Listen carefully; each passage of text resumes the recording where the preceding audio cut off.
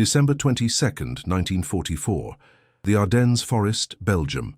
Hauptmann Karl Meindl squinted through the commander's periscope of his Panther OSFG, a grim smile forming beneath his frost-bitten lips.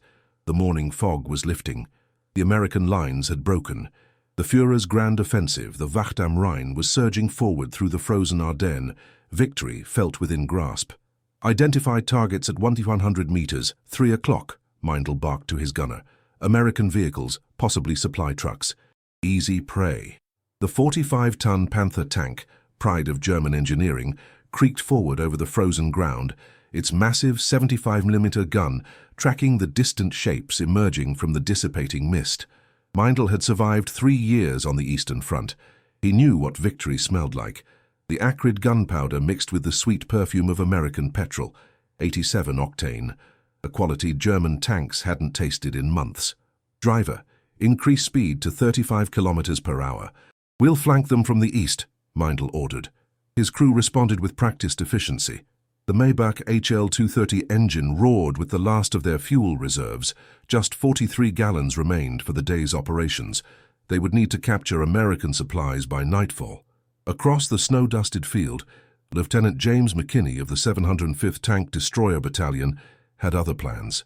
He stood half out of the open turret of his M18 Hellcat, the bitter wind burning his face through the wool scarf his mother had sent from Sacramento.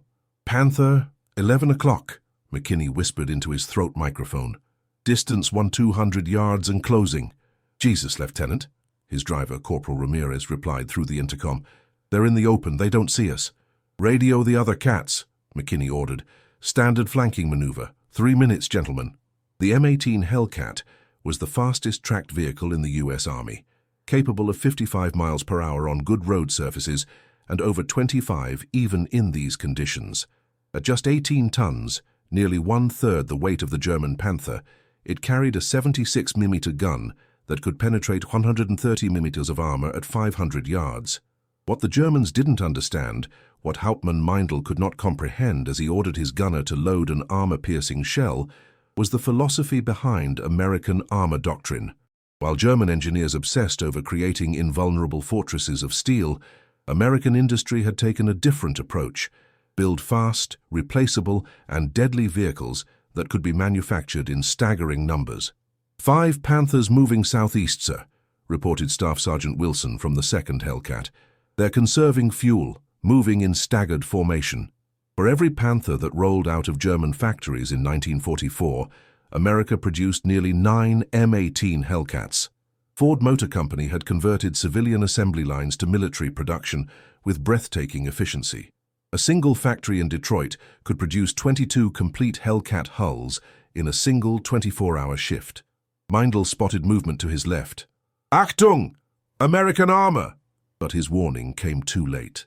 3 Hellcats appeared from behind a small ridge, their Continental R975 radial aircraft engines screaming as they accelerated to 35 men apiece, throwing snow and mud in rooster-tail plumes behind their tracks. "Impossible," muttered Meindl's driver. "Nothing moves that fast on tracks." The Panther's turret, powered by a hydraulic system that required precious resources Germany could ill afford, took 15 seconds for a full rotation. The Hellcat's electric turret drive could complete the same maneuver in 5 seconds flat. "Target the lead tank," Meindl shouted, but the Hellcats were moving too erratically, using their speed as armor. The Panther's 75mm shell tore through empty air as the American vehicles executed a perfect serpentine approach. The first Hellcat fired at 700 yards. Its 76mm shell struck the Panther's side armor at a 30-degree angle, penetrating the 45mm plate and igniting the ammunition storage. The German tank erupted in a catastrophic explosion, its 75-ton turret lifted skyward by the force. In his command vehicle, McKinney watched through binoculars as the remaining German tanks attempted to form a defensive circle. But they were too slow, too cumbersome. "All Hellcats execute Phase 2, he ordered calmly. From intercepted German radio communications translated later that day, American intelligence would learn of Hauptmann Meindl's final transmission. "They're too fast, like ghosts. We cannot track them." His words were cut short as 3 more Hellcats emerged from different directions, firing in sequence. Each shell found its mark with devastating precision. In his pocket diary, recovered from his body 2 days later, Meindl had written on December 20th, "The Americans have quantity, but we have quality. Their Sherman tanks burn like candles. Our Panthers will break through to Antwerp within the week." The entire engagement lasted 187 seconds, 5 German Panthers destroyed, not a single American casualty. As the German tank formations throughout the Ardennes would soon discover, the Hellcat was just one component of America's industrial might turned to war production. While Germany had produced approximately 6,000 Panther tanks throughout the entire war, American factories churned out over 2,500 M18 Hellcats in 18 months, alongside 49,234 Sherman tanks, 12,501 M10 tank destroyers, and 6,748 M36 tank destroyers. By the time German planners realized their mistake, it was too late. The Battle of the Bulge would be Hitler's last offensive in the West. The Panther, for all its technical advantages on paper, could not overcome the brutal arithmetic of American war production. As his column regrouped, Lieutenant McKinney radioed headquarters, 5 Panthers neutralized, proceeding to secondary objective, request ammunition resupply, 200 rounds 76mm standard package. Within hours, 3 trucks would arrive with not just ammunition but hot coffee, fresh rations, mail from home, winter clothing, and 600 gallons of fuel. The American war machine didn't just produce weapons, it fed them, maintained them, and kept them moving forward. In his headquarters 80 miles away, General George S. Patton would later remark upon hearing of these engagements, "Fixed fortifications are monuments to man's stupidity. If mountains can be overcome, anything built by man can be overcome." In the end, Germany was defeated not just by superior firepower, but by the cold reality of industrial output. For every minute a German Panther spent in combat, American factories produced another vehicle ready to take its place. Oberst Werner Mummert of the 4th Panzer Division stared at the intelligence photos spread across his field desk. His hands trembled slightly, not from the cold that penetrated the command bunker, but from disbelief. The Americans had deployed their new tank destroyers, the M18s, across a 40-mile front in less than 8 hours. German reconnaissance estimated at least 60 of these vehicles now threatened his Panther's advance. "Impossible," he muttered, circling positions with a red grease pencil. "No armored unit moves this quickly." His adjutant, a veteran of the Russian front, cleared his throat. "The prisoners we captured yesterday, Herr Oberst, the American tank crew.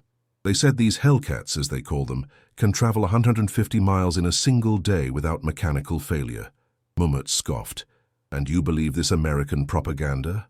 Our Panthers can barely manage 60 kilometers before requiring maintenance." But the evidence was undeniable.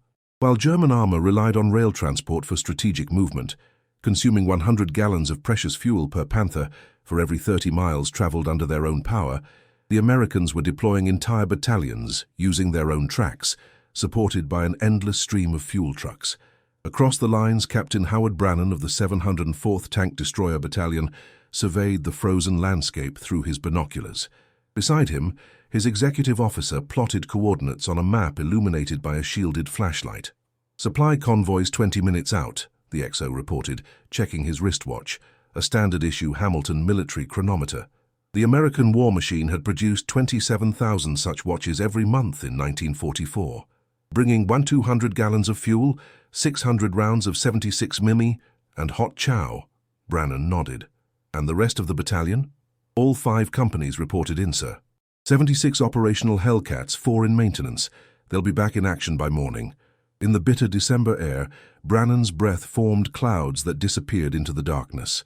Behind him, the soft glow of headlights appeared, carefully shielded to prevent observation from above. 4 212-ton GMC trucks rolled to a stop, their diesel engines purring. What followed was a scene that would have appeared miraculous to German observers. Within 20 minutes, 76,000 pounds of supplies were distributed with assembly line efficiency. Each Hellcat received precisely 45 gallons of fuel, 25 rounds of ammunition, and hot food for its crew. Maintenance teams moved from vehicle to vehicle, replacing worn parts from standardized kits. The Americans had perfected something the German war machine could never match: logistical standardization. While a damaged Panther might wait weeks for custom-manufactured parts from specialized factories, American vehicles were designed with interchangeable components made to exacting tolerances. A transmission from one Hellcat would fit perfectly in another. Every bolt, every bearing, every filter was identical, produced on assembly lines that operated 24 hours a day. At 0400 hours, Oberst Mummet received alarming news. 2 Panther companies engaged American forces near Bastogne had lost 7 tanks in under 10 minutes. The survivors reported American vehicles that appeared from nowhere at speeds of 45 to 50 kilometers per hour, fired with precision from multiple angles, then disappeared before the Panthers could effectively respond. They attacked like wolves, one Panther commander reported by radio. 3 shots from 3 directions in less than 10 seconds. We never had a chance to acquire proper targets. The truth was becoming clear, but too late for the German offensive. The M18 Hellcat represented a fundamental shift in armored warfare doctrine.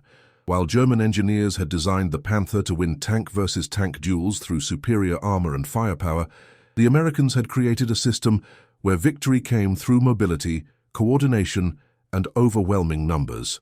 In his headquarters journal that night, Mummet wrote, "The American M18 is individually inferior to our Panther in almost every aspect save speed, yet they are defeating us consistently.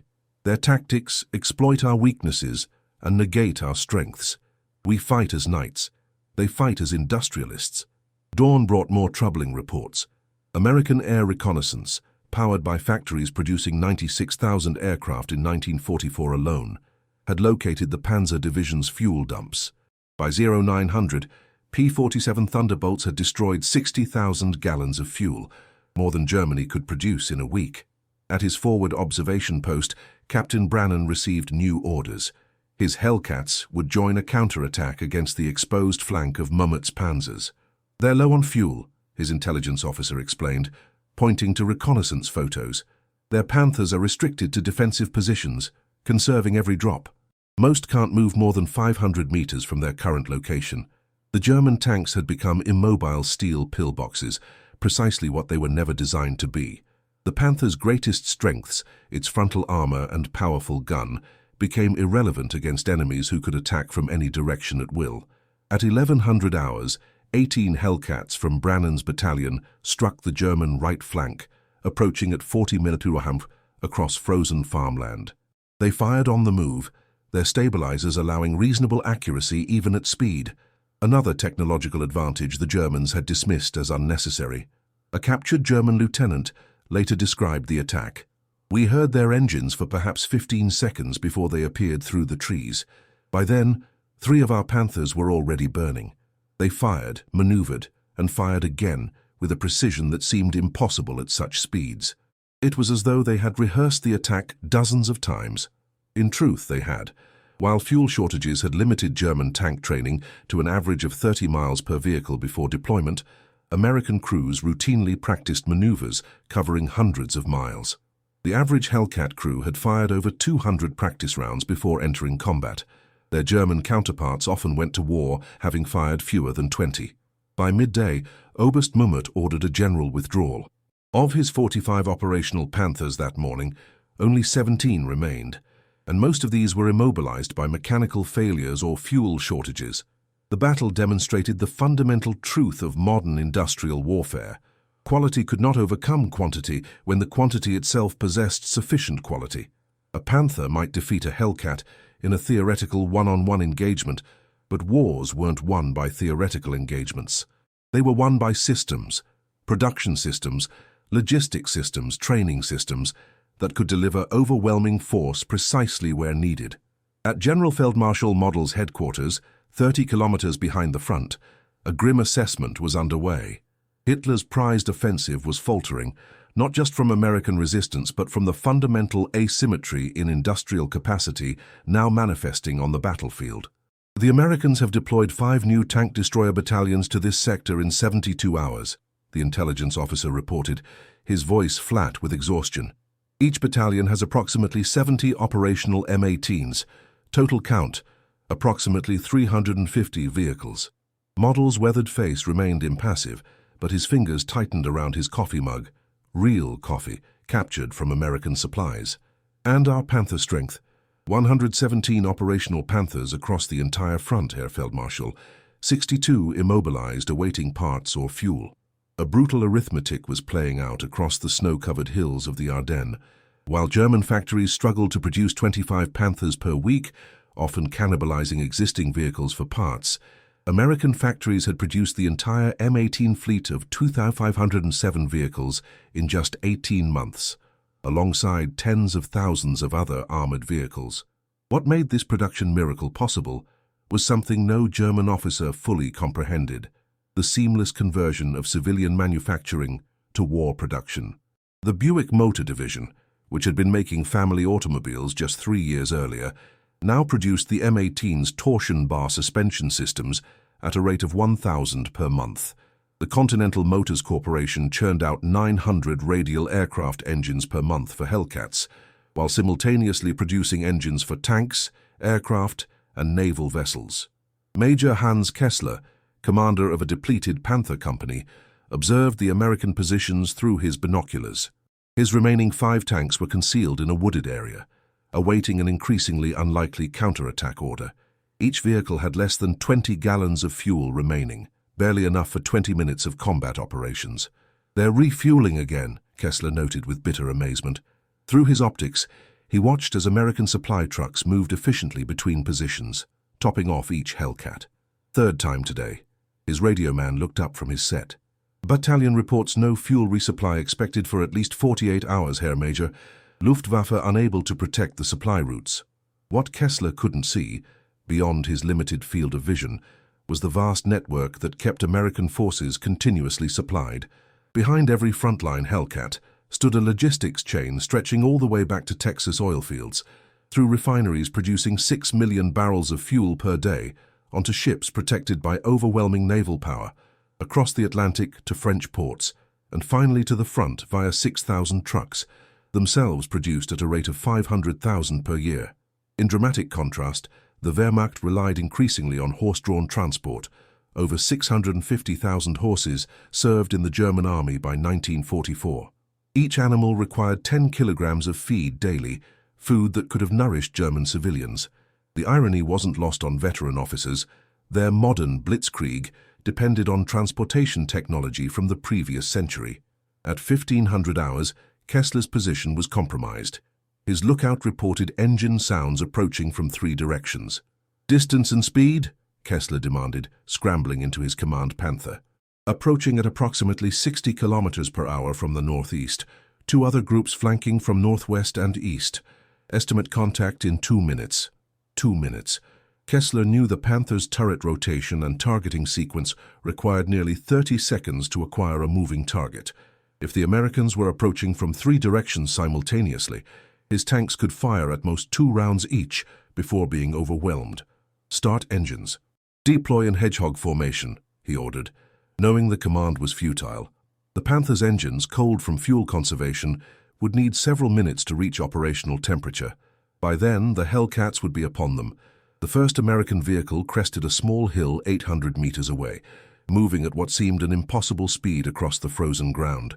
Kessler had been told the M18 was lightly armored, a vulnerability that would prove meaningless if German gunners couldn't hit them. "Target that lead vehicle," he shouted into his microphone. The Panther's 75mm gun roared, sending a high-velocity shell downrange. A near miss. The American tank destroyer had changed direction at the last second, as if anticipating the shot. Then, chaos erupted. 11 Hellcats appeared almost simultaneously, firing on the move, circling the German position like ancient warriors around a wounded prey. 3 Panthers were hit in the first 30 seconds, 2 catastrophic penetrations through the thinner side armor, 1 track destroyed. From his commander's cupola, Kessler watched in horrified fascination as the American vehicles executed what appeared to be a rehearsed ballet of destruction. No vehicle remaining stationary for more than 5 seconds, no 2 approaching from the same direction, their 76mm guns delivering precisely aimed shots into the Panther's vulnerable points. In his after-action report, recovered by American forces 3 days later, Kessler wrote, "Their attack was not merely tactical, but psychological. They denied us the dignity of fighting back effectively. We were reduced to immobile targets, while they demonstrated complete freedom of action. The effect on crew morale was devastating. The engagement lasted less than 4 minutes. All 5 Panthers were destroyed or disabled. 9 of the 11 Hellcats continued their advance without pausing, proceeding to their next objective with the mechanical inevitability of an assembly line. As Kessler and his surviving crew were taken prisoner, he noticed something that contradicted everything the Wehrmacht had been told about American forces. The Hellcat crews were not elite troops, but ordinary young men, many barely 20 years old. Their strength came not from exceptional training or fanatical courage, but from their equipment, their tactics, and the industrial system behind them. One young American lieutenant, processing the German prisoners, offered Kessler a chocolate bar and cigarettes. When the major asked why American tank destroyers carried so much ammunition, an apparent extravagance, the lieutenant seemed confused by the question. "Standard load is 45 rounds per vehicle, sir," he replied matter-of-factly. "So we get resupplied twice daily. Why would we carry less?" That simple question revealed the fundamental difference between the two armies. The Germans designed around scarcity, the Americans designed around abundance. For every shell a German crew carefully conserved, American factories produced 12 more. For every gallon of fuel rationed by German commanders, American refineries pumped 200 more. General Feldmarschall Model's final assessment of the Ardennes offensive, radioed to Berlin on December 24th, contained a stark admission. The enemy's material and supply superiority has proven decisive. American armor doctrine, particularly their employment of high-speed tank destroyers, has neutralized our Panther advantages. We are fighting not merely an army, but an industrial colossus. January 16, 1945. The Ardennes offensive had collapsed.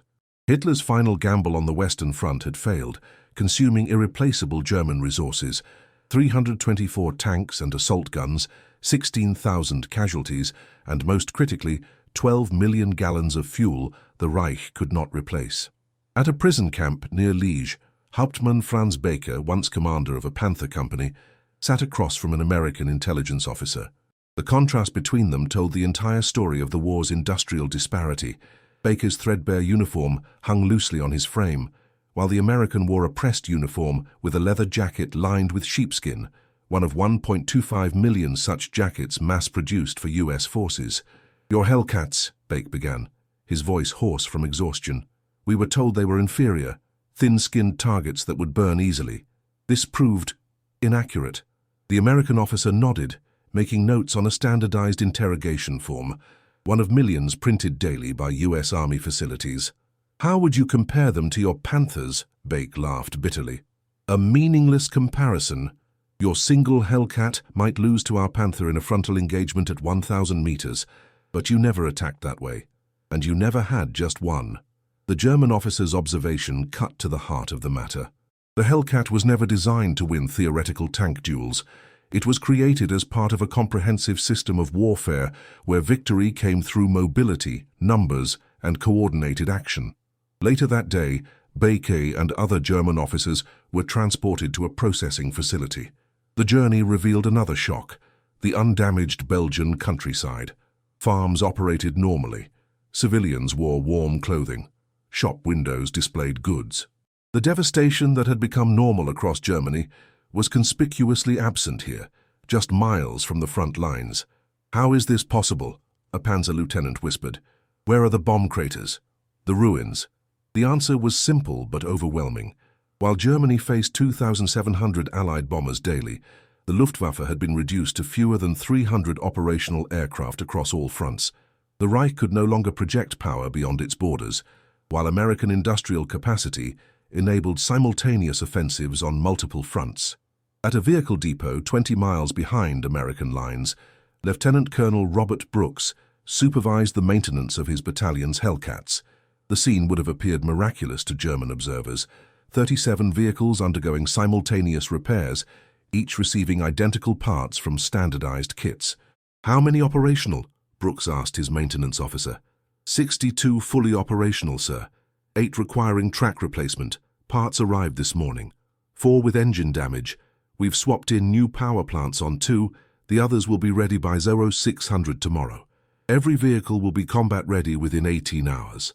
The American maintenance system represented another revolutionary concept: systematic replacement rather than repair. While German crews labored for days to fix damaged components, American maintenance teams simply removed and replaced entire engines, transmissions, or gun assemblies, sending the damaged units to rear echelon facilities for reconditioning. This approach required enormous production capacity, but delivered extraordinary results. The 704th Tank Destroyer Battalion maintained an average operational readiness rate of 92% throughout the campaign, an achievement German units hadn't managed since 1941. In Berlin, the implications were becoming clear to the Reich's leadership.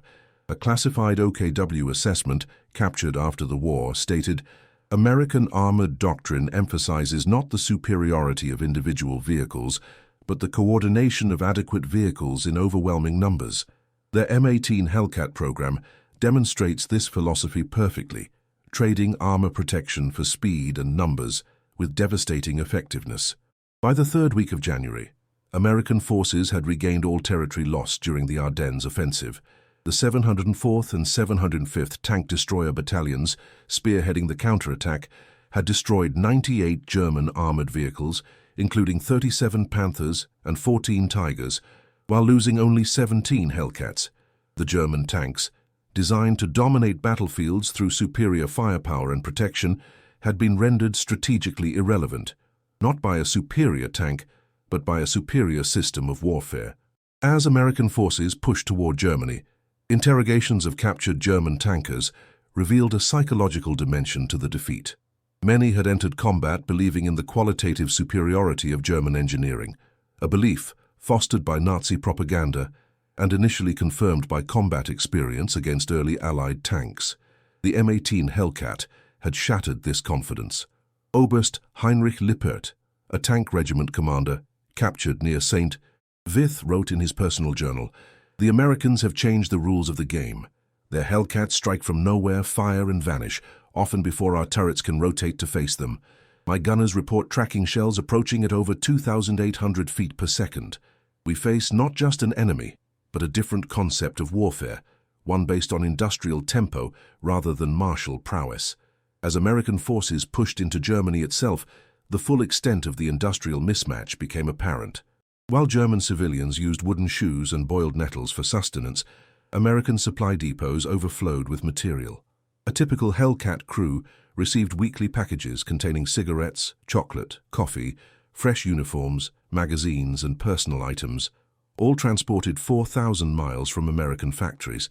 By February, the outcome was no longer in doubt. The Hellcats continued their advance into the Reich, supported by an unbroken chain of supply extending across the Atlantic. Behind each vehicle stood the productive capacity of a nation untouched by bombing, with vast natural resources and manufacturing capabilities operating at peak efficiency. In the final analysis, the confrontation between Panthers and Hellcats represented more than a tactical engagement. It embodied the fundamental nature of the conflict. Germany had built impressive weapons, but failed to create the systems necessary to support them at scale. America had created not just weapons, but an entire ecosystem of war production, one that could absorb losses, adapt to challenges, and overwhelm opposition through coordinated application of adequate force. A German general, surveying the endless supply columns of the American advance, perhaps summarized it best in his final report before surrender. The Wehrmacht was defeated not by Allied strategy or tactics, but by American factory workers whom we never met in battle. Men and women who produced vehicles faster than we could destroy them, ammunition in quantities we could not imagine, and fuel our tanks could only dream of consuming. The M18 Hellcat program, 2,507 vehicles produced from July 1943 to October 1944, represented less than half of 1% of American war material. It was a single brushstroke in a canvas of industrial might that ultimately made Allied victory not just probable but inevitable. In the spring of 1945, as Allied forces pushed deeper into Germany, captured factories revealed the stark reality behind the Reich's production difficulties. At the Henschel Tank Works in Kassel, American engineers discovered partially completed Panthers with hand-fitted components, each requiring skilled machinists working to tolerances achievable only through time-consuming craftsmanship. In contrast, the Ford Motor Company's tank production facility in Grand Rapids, Michigan, operated with a degree of standardization that rendered individual craftsmen almost irrelevant. Parts produced in Philadelphia would fit perfectly with components made in Detroit. This wasn't accidental, but the result of a manufacturing philosophy that prioritized interchangeability over theoretical perfection. German engineering seeks the ideal solution. American engineering seeks the adequate solution, produced perfectly thousands of times, noted Colonel William Lee, head of the technical intelligence team examining captured German armor. Their Panthers were magnificent machines, but magnificence isn't a winning strategy against industrial capacity. Perhaps most telling was the fate of damaged vehicles on both sides.